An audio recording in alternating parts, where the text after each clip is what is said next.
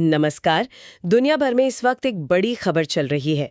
रविवार को अमेरिका ने ईरान पर हमला किया। हाँ, और खबरों के मुताबिक ईरान के 3 परमाणु ठिकानों को निशाना बनाया गया है। बिल्कुल। और इस हमले के फौरन बाद ही संयुक्त राष्ट्र सुरक्षा परिषद मतलब यूएनएससी की एक इमरजेंसी बैठक भी हुई। हाँ, तो आज हम इसी पूरे मामले पर थोड़ी गहराई से बात करेंगे। हमारा स्रोत है लाइव हिंदुस्तान का लेख। सही। देखेंगे कि भाई इस यूएनएससी बैठक में आखिर हुआ क्या, बड़े देशों ने क्या कहा और ईरान की तरफ से क्या रिएक्शन आया है। तो शुरू करते हैं यूएनएससी बैठक से। जाहिर है माहौल तो काफी गर्म रहा होगा वहां। हाँ, तनाव तो होगा ही। लेख क्या कहता है इस बारे में? लेख बताता है कि कई देशों ने अमेरिकी हमले की काफी आलोचना की। मतलब खुलकर नाराजगी जताई। अच्छा, और सिर्फ बातें हुई या कुछ ठोस कदम उठाने की भी कोशिश हुई? नहीं, बात आगे बढ़ी। एक प्रस्ताव भी लाया गया बकायदा। प्रस्ताव? किस बारे में और कौन लाया इसे? मीडिया रिपोर्ट्स बता रही हैं राजनयिकों के हवाले से कि रूस, चीन और पाकिस्तान, इन तीनों ने मिलकर एक प्रस्ताव का मसौदा पेश किया। रूस, चीन, पाकिस्तान? हाँ, अच्छा, क्या था इस प्रस्ताव में? इसमें सीधी मांग थी कि भाई तुरंत बिना किसी शर्त के लड़ाई रोकी जाए और बातचीत का रास्ता फिर से खोला जाए। ये तो बड़ी बात है। लेकिन सुरक्षा परिषद में ऐसे प्रस्ताव क्या वो पास हो पाते हैं आसानी से, खासकर जब अमेरिका खुद इसमें शामिल है? यही तो मुश्किल है। देखिए, प्रस्ताव पास होने के लिए 15 में से कम 9 वोट चाहिए। ठीक है। पर उससे भी बड़ी बात है P5 वीटो पावर। मतलब अमेरिका, फ्रांस, ब्रिटेन, रूस, चीन, इनमें से कोई भी खिलाफ वोट ना करे।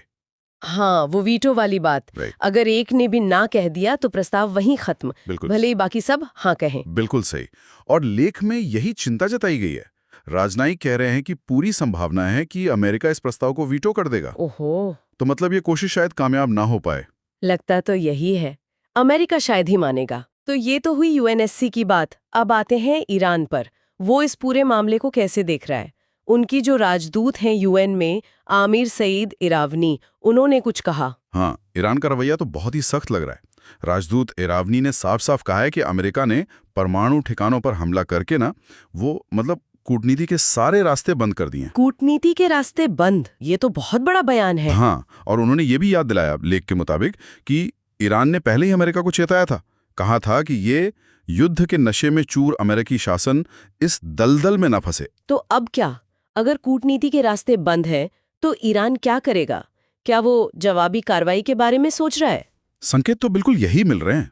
इरानी ने एकदम क्लियर कहा है कि जवाब कब देना है, कैसे देना है, कितना बड़ा देना है, ये सब अब ईरान की सेना तय करेगी। सेना तय करेगी? हाँ, उन्होंने जोर देकर कहा कि हम हर जरूरी कदम उठाएंगे। इससे तो यही लगता है कि वो सैन्य जवाब देने के लिए तैयार हैं। बाप रे, तो स्थिति तो काफी नाजुक लग रही है। एक तरफ यूएनएससी में लड़ाई रोकने की कोशिश जो शायद फेल हो जाए, और दूसरी तरफ ईरान खुले तौर पर कह रहा है कि अब सेना जवाब देगी। बिल्कुल। ये पूरा घटनाक्रम देखिए। अमेरिकी हमला हुआ, हाँ, फिर यूएनएससी में रूस, चीन, पाकिस्तान प्रस्ताव लाए, जिस पर वीटो का खतरा है। सही। और फिर ईरान का ये कहना कि बातचीत खत्म, अब एक्शन होगा। ये सब मिलकर माहौल को बहुत ही अस्थिर बना रहा है।